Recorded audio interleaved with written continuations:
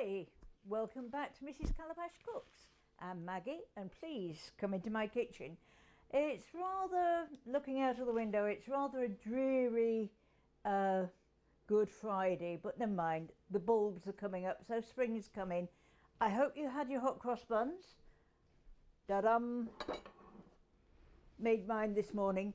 You notice they haven't got a cross on. I didn't have the time. But they're nice and spicy with some cinnamon in there and some nutmeg. These are my downfall. I could eat these with a little bit of jam, some butter, and I could eat these all day long. Some nice raisins in there, and let's just put them back over there. Now I'm thinking Easter. I'm thinking Easter Sunday today and having people over for brunch. Now you don't want to be absolutely worn out when you're doing your brunch. So the secret is your prep beforehand. And I'm making a bacon cheesy breakfast casserole. And you see, I've got my recipe here with all my ticks on it, everything that I've prepared. I prepared all this beforehand because I would suggest that you do this on Saturday and put it in the fridge, and then when you wake up Sunday morning, all you've got to do is assemble, put it in the oven and cook, and then you're going to feel nice and fresh. Now, it says a pound of bacon to dice and fry the bacon. I find that dicing bacon is an absolute pain. So, I've just had this, it's been cooked. What I actually do is I slice with a pair of scissors. I take off the fat, and we're going to put that in the pan. And because I've made two dishes, one's actually cooking in the oven because it takes around 45 minutes to cook. So one is actually in the oven cooking now. And so I had 2 pounds of bacon, and then I strained the bacon, and that's the amount of fat that I got off. Now I actually keep this and use it in cooking. I use it probably with a little oil, and it gives a beautiful flavour to your meats. So we've got the bacon, nicely fried. It's all been drained. I cooked the bacon first, took it out, drained it, and whilst the bacon was cooking, you get more and more fat, so I just pour off the fat so it's not saturated. So there we are, we've got some nice crispy bacon. It's fatal because the smell and the fat is all nice and crispy, and you think, So there is a little, cook a little bit extra because you'll probably all go so that you have the right amount. And here I've got onions and peppers. Now the recipe says 2 sweet peppers. How big is a pepper? So if you want more peppers, I actually use the small peppers today because they look gorgeous and they're very, very sweet. So I actually use 5 small sweet peppers. I use different colours so that we've got a nice array of colour. Frozen corn. You could put canned corn in, or if you've got fresh corn, I've still got some in the freezer from last year, so I just slice it down and use the fresh corn. And now it does say frozen shredded hash brown potatoes. I thought, what on earth are those? I don't normally use things like that, and Terry said it's the little patties, the oblong patties that you get, and yes, there they are. So defrost them and then just crumble, and that's your potato. Just keep mixing things around. Use a fairly large bowl because it is amazing how much ingredients you have. And I have shredded cheese, cheddar cheese and some mozzarella cheese in there. I've used, in here I've got 9 eggs. It says 9 to 10 eggs. If it's a medium egg, then use the 10. But today I've just got the large eggs. So a quick mix together. Now I've added salt and pepper at this stage, and because in the ones I made earlier, we're going to eat it after the show with a salad. So I added a little bit, just a drop of the jalapeno maple coulis. And this is a Montreal firm, and it's Naked Foods. So I just added a little of that. I'm not going to add it now because I'm going to take this over to my daughter's on Easter Sunday, and there's 5 children there, and I don't think they're going to like the hot pepper. But for adults, yes, by all means, put the hot pepper in. I'm going to, this is cottage cheese. It's 1.5 cups of cottage cheese. Just mix together in with the egg. I like to mix this in with the egg so that all the liquid goes in together. This is then added like that. Use a spatula to get all the liquid out. I'm going to mix this round like this, just to begin with, and then we're going to add the cheese.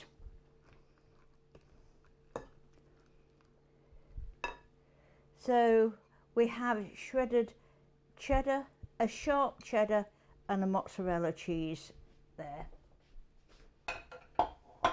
Now I actually grate my own cheese. A, it's cheaper, and B, I think sometimes you get a better flavour cheese. But that's it. If you're in a hurry, you don't have time, then just use a shredded cheese. It's very good. So we're just going to mix this together like this. And that is all that there is to the cheesy bacon casserole. You can add, at this stage, you could add a little chopped parsley. Now, it's a 9 by 13 casserole. I've only got 1 by 9 by 13 casseroles. So my previous mixture actually made two nice cheesy casseroles. And this is a great dish for a potluck. So, whoa, there we are. We just need to grease this. I didn't grease it once, and I regretted it because everything stuck to the casserole. So just grease. I'm taking a little drop of that oil out because there's a little bit too much in there. There we are. And then we just add this like this. If anybody's got any ideas of a nice casserole like this that they make for brunch, please just come in online and tell me about it, and we can discuss it. Message me. There, just smooth everything down.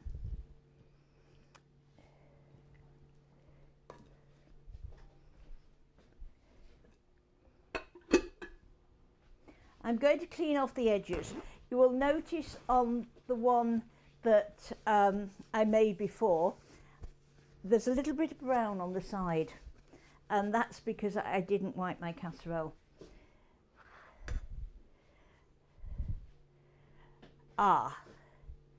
We've got Rat Rod North. He says bacon's one of my favourite food groups. Yep, I totally agree. And actually today, I like a naturally smoked bacon. I'm not too I'm a bit of a traditionalist with bacon. I don't like all the maple syrup and everything on it. I like to be able to taste my bacon. And this was a 25% reduced salt. So we're all trying to adjust the salt in the diet, and that's one way you can do it. Yes, you can use Swiss cheese, Rod. And what oil am I using to line the dish? Actually, what I'm using today is just a little canola oil. You could use a little butter, you could use a spray oil, but I find when I use the sprays, I tend to put too much on. I sort of keep going and then I've got rather a lot. But canola oil, I wouldn't use an olive oil. I would use a grapeseed oil, something like that. So that's ready for cooking. So the oven is on at 350. The other two casseroles that I made earlier are in the oven cooking, and by the time we finish they'll be cooked and we'll decorate and then eat through.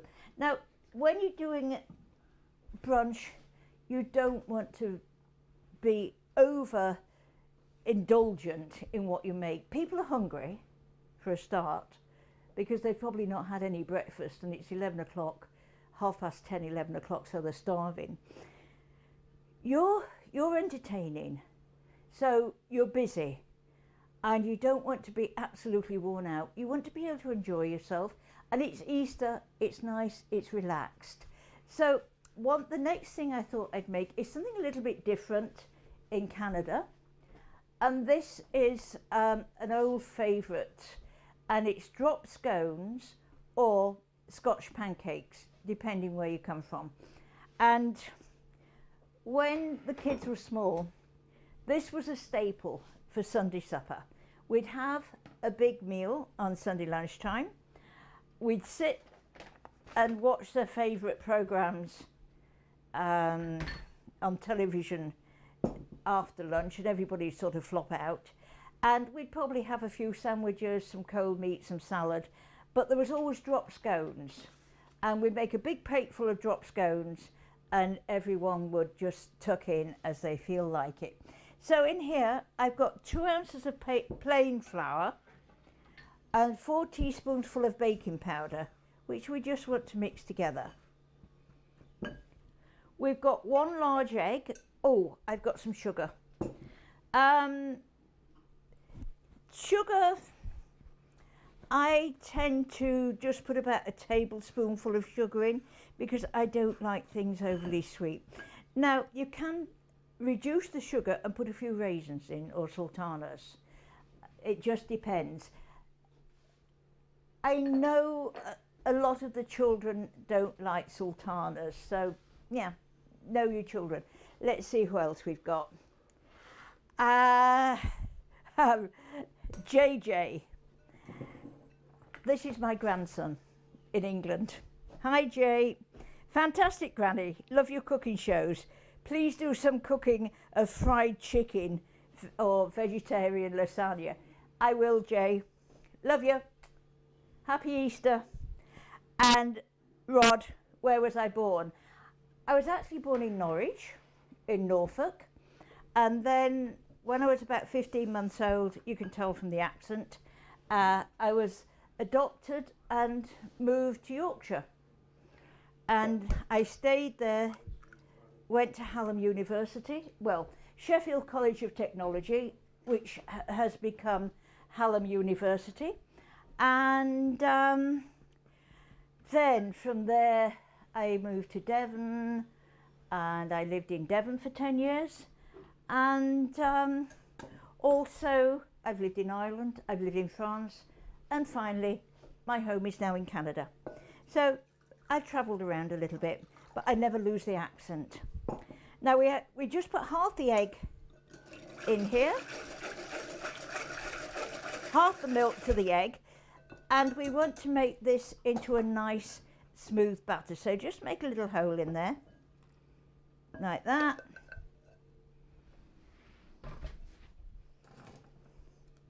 You can beat this with a wooden spoon or a whisk.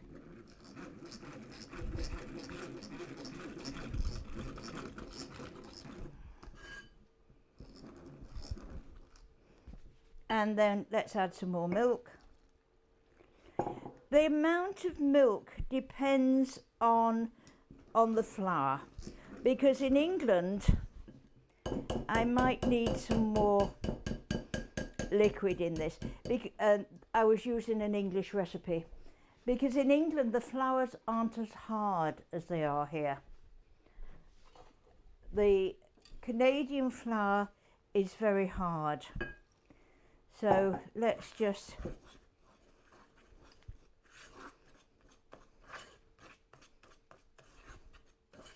now you see that is too thick. So I have some more milk.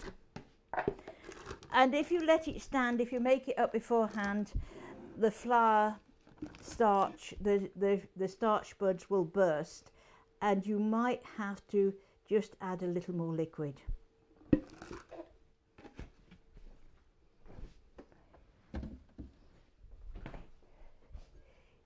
You can always put another egg in, it doesn't. I think we'll add another egg to that.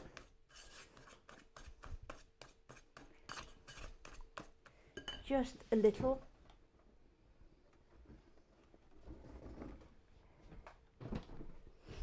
I can smell the cheesy casserole. There we are. Whoa, don't drop off. When I'm cooking, I like to have my eggs, I like to have all my ingredients actually at room temperature, apart from things like the bacon which I kept in the fridge. Eggs are much better at room temperature.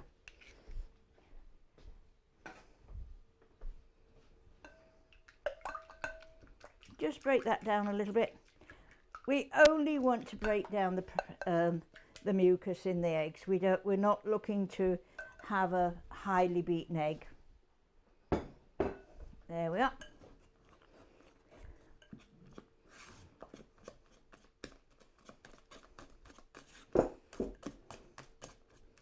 Oh, look at that. It's splodged. I've got one here. There we are. These are lovely. I love drop scones. The only trouble is they're a bit like hot cross buns. You can eat them and eat them and eat them. There we are. So it's just like making a batter. You're just making a batter. I will just add a drop more milk.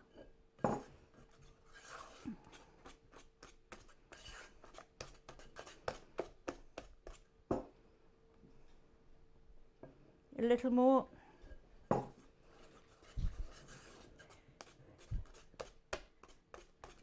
There we are. That looks good. It's not too thick. Now, you make these and you have a dish ready like this. And when you've made them, you have a cloth and you fold the cloth over like that, and it keeps the pancakes warm.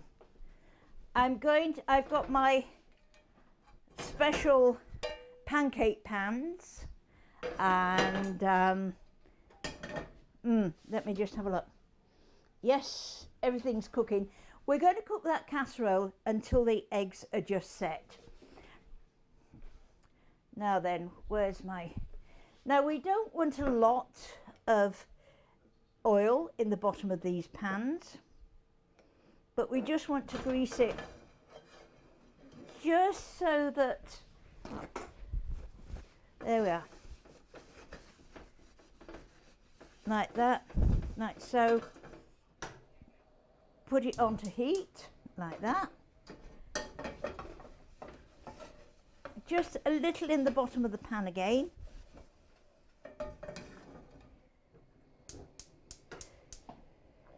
Now you'll notice that this is a more fierce burner than that one, so we have to keep an eye on it. We just want that to get nice and warm.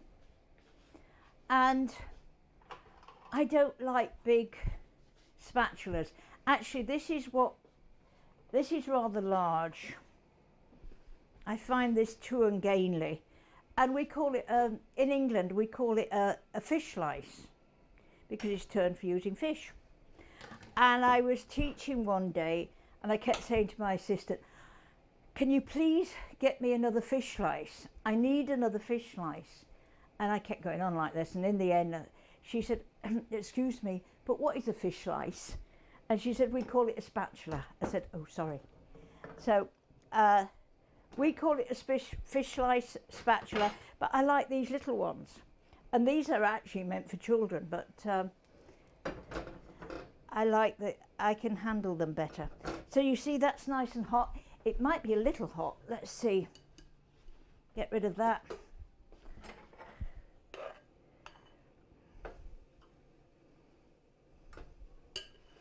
I'm going to pull that down.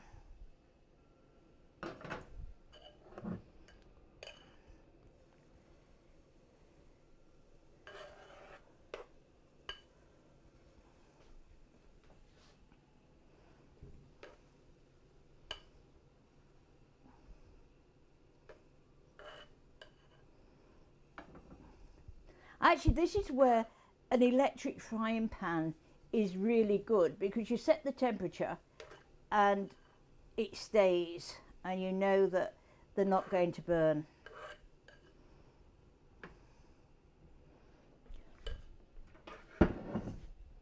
Just turn up the heat, and you know when they're ready for turning. I don't want them to burn underneath, because you'll see all the bubbles. I don't know if you can see. Let me move this over there. You can see that the bubbles are coming up, and they will bubble. Let's just have a look underneath. Like that. Just turn them like so. And these are bubbling up nicely.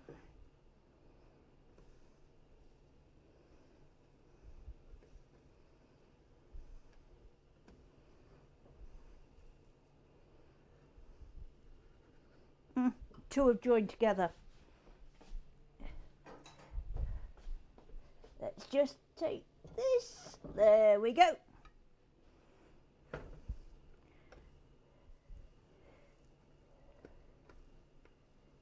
And you can see how they've risen. Look, like that. So they need a few more minutes, but I can smell. These need to stand for about 5 minutes before we cut them. So use your trivets. If you saw my tip the other day, I was talking about trivets. So you see, that was the same mixture, and you can see how much I got.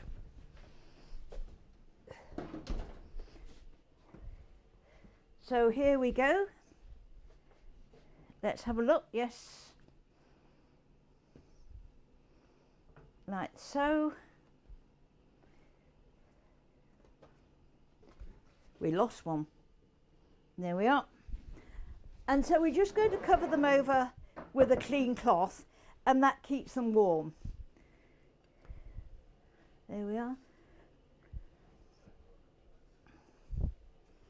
So let's just cover them over like that. Excuse me. Like that, and that keeps it warm. So let's just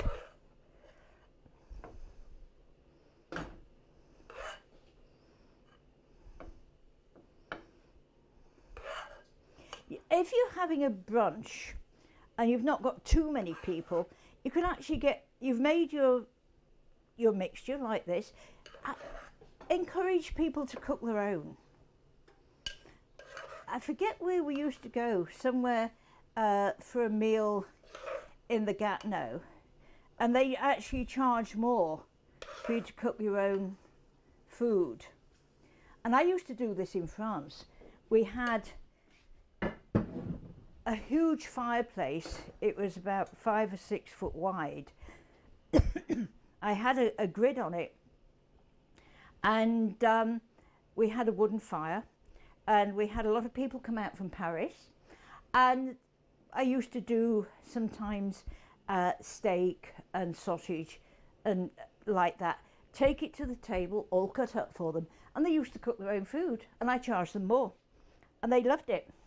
A lot of the Parisians used to stay in gîtes or own gîtes around, and they used to say, can we come and cook our own food or toast our own bread, because I'd got the toasty forks.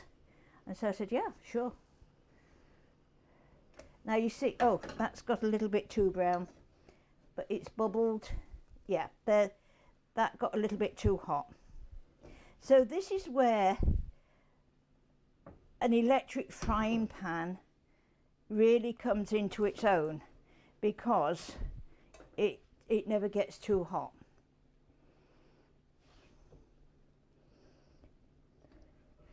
We'll just do, they are ready. That's the colour I prefer, not that dark brown, but they still taste okay with butter on. There we are. Again, quickly in the pan, like that, out of the pan, into the dish, like so. And we'll do one more, and then that's it. And we've used it all. So keep the steam in, keep it nice and warm.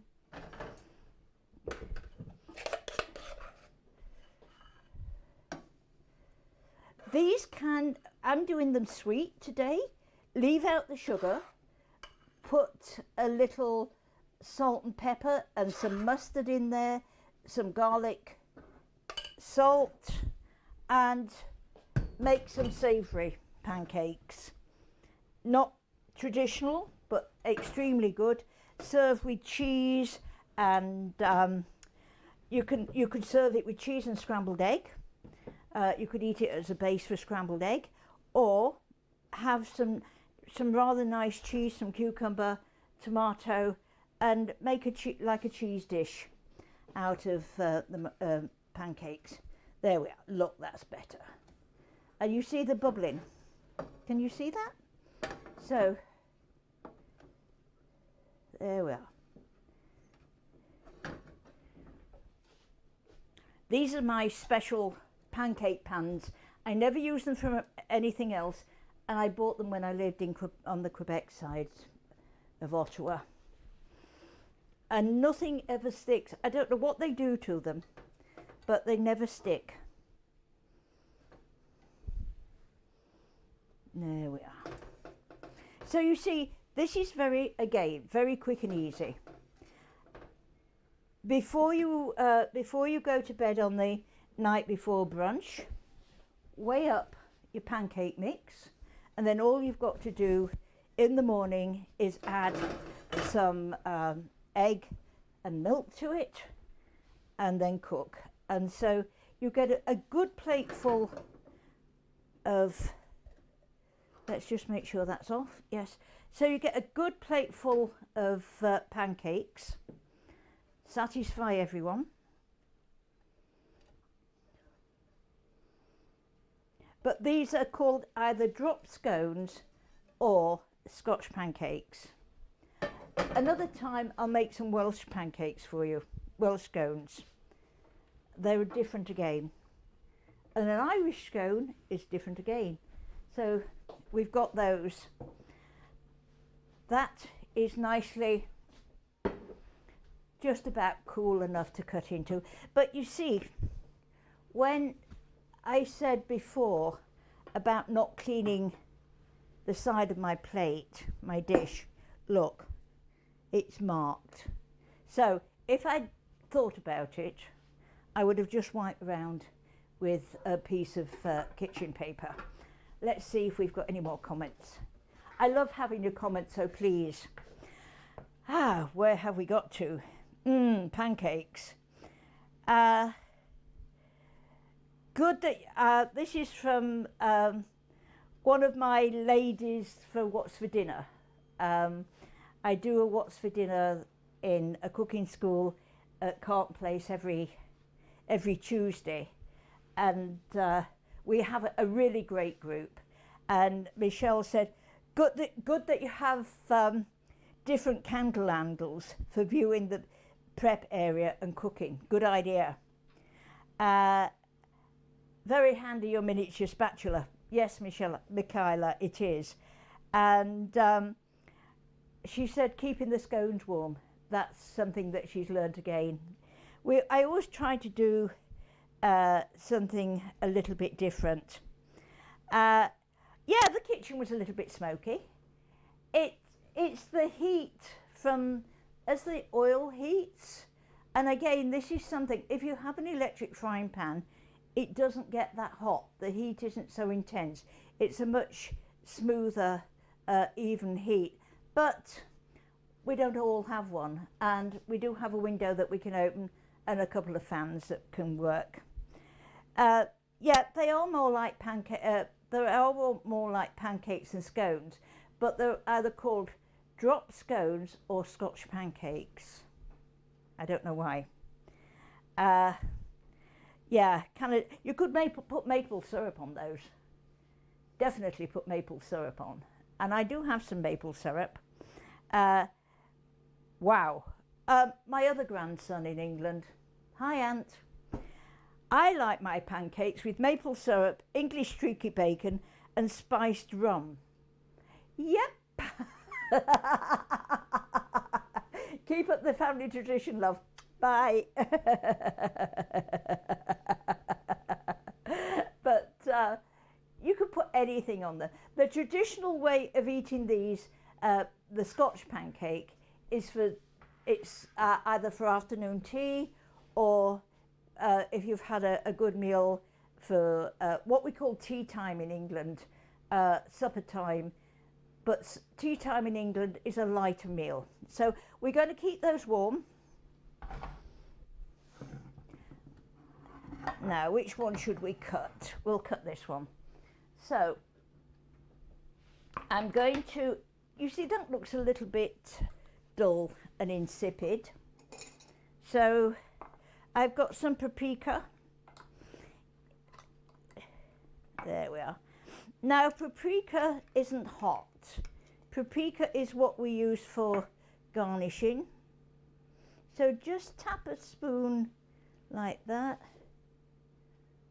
So we want to add a little bit of colour.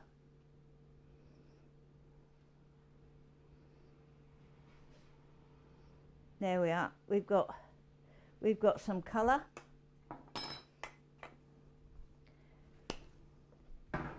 I've got some sliced tomato. So let's go from corner to corner like that with the tomato.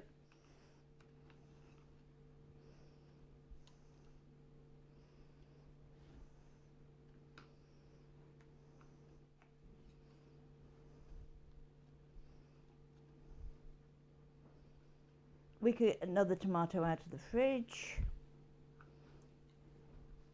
if needs be. We want to make the food look attractive, especially when you're serving it up for brunch. There we are. A little parsley. This has all been washed. You could put some cilantro on there. A little avocado. But the green and the red goes very nicely together. Just to attract people's attention. And this is the flat parsley. This is the also known as Italian parsley. There we are, like that. So that looks rather attractive. I say I've got another one there, but we'll just put that onto one side. Like that. You can eat this cold as well. Now, the way I thought we would serve it today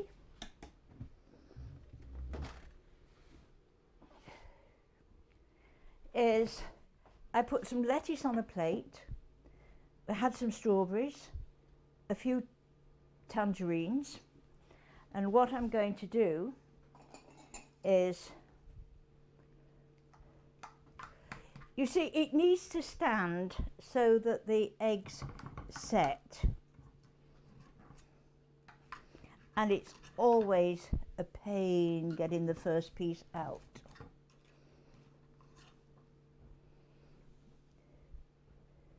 So let's just put a couple of pieces, and you could either serve it like this, decorated on a big plate, or let people help themselves and have a nice salad by the side.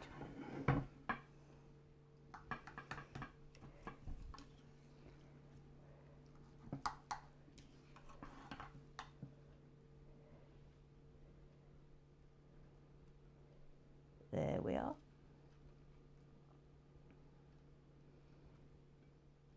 Let's make sure we've got our orange there, like that. I'll just remove this.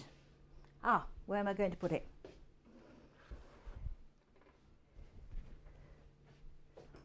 Let's just move this over here. And so that makes a nice dish. You could have some small plates set out with lettuce, grated tomatoes, and just on the dish, and let people put the casserole on the top of that. I see, you can add spice to the top of the casserole, but if you add spice to the top, it can taste a little bit raw, because the spice really needs just roasting to bring out the volatile oils. And yeah, cherries or grape tomatoes make a nice garnish. So that is the cheesy casserole. Now to eat the pancakes or drop scones, I've got some butter, and that is a sugar-free jam. That's mine, because I'm going to eat these. Nice raspberry jam. Let's just have a look in the fridge.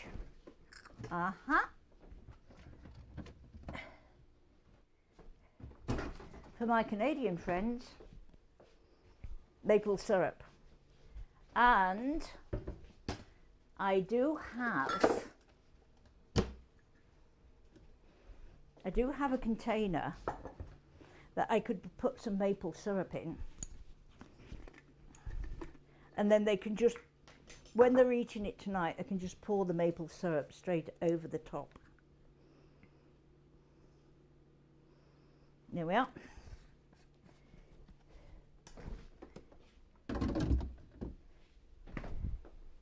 And it will soon be new maple syrup time.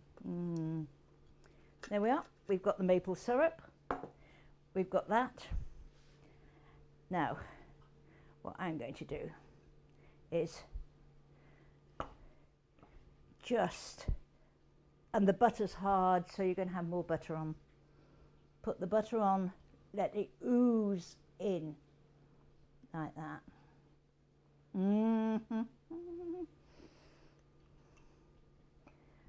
There we are.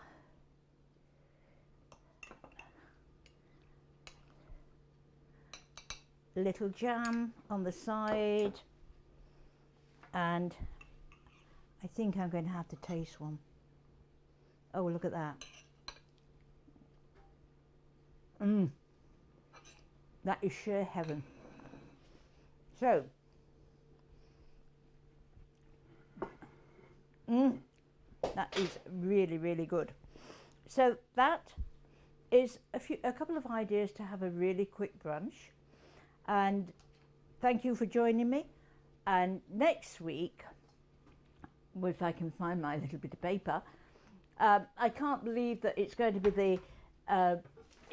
be April the 26th next week. And where has April gone? And so next week, I'm going to be cooking chicken breast in beer. This is a slant on an Irish recipe. So don't be surprised at the vegetable that's going to go with it. I'm going to do mashed potatoes with cabbage, and don't go, ugh. it really is quite delicious. So looking forward to seeing you next week, and please come and join me in my kitchen and have a really happy Easter. Bye.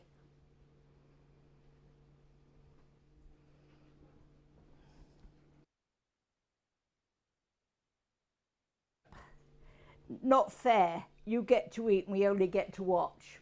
Yep, it's called cook's privilege. I'm going to have another. You don't really need the jam on, but or the maple syrup, but it doesn't, you know, it really. Bye.